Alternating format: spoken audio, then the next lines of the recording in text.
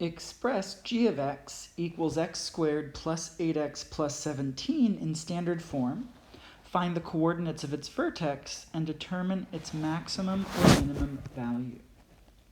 All right, so what we're going to do is we're going to separate away the constant term. And we need to complete the square here. So to do that, we take 8 divided by 2, that gives us 4, and when we square it, that gives us 16. So we need to add 16 to complete the square, but we know that if we add 16 to a function, it changes the function. So to counterbalance that, we're also going to have to subtract 16 from the function so that it is equivalent to what we started with. Now we can factor the perfect square trinomial. X squared plus 8x plus 16 is x plus 4, quantity squared. And 17 minus 16 is 1.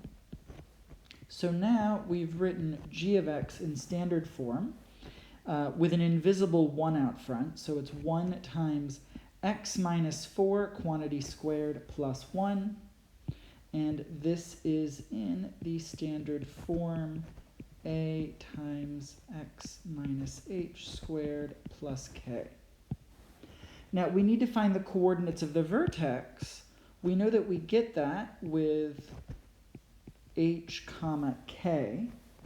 And so here h is the quantity that's getting subtracted from x. And we notice that we're adding something to x instead of subtracting. This is x plus 4. But this is the same as x minus negative 4. So in this case, the x coordinate of the vertex is going to be negative 4. Basically, whatever the constant term is inside the parentheses, we take the opposite, and that gives us the x coordinate. Then the y coordinate is given by k, which is the constant term outside. In this case, that's just 1. So we end up with negative 4 comma 1 for the vertex.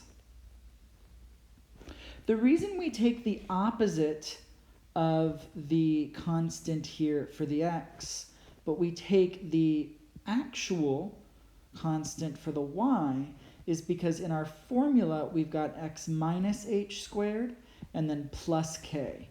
Because we've got a minus h, because h is the number that's being subtracted, we need to take the opposite of that constant term to get the x coordinate. Now we're asked to determine its maximum or minimum value. Because the value of a is 1, because it's positive, we know that this is going to be opening upwards. And so we have a minimum function value.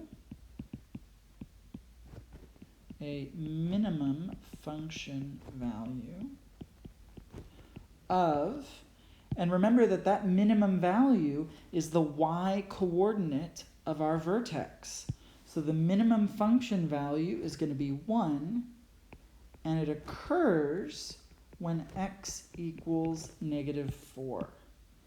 We weren't asked to determine when it occurs, the x value, but this is an important piece of information that we'll be using when we look at application problems. And so it's good to get in the habit of saying what the x value is that gives us that minimum or maximum function value. So there we are.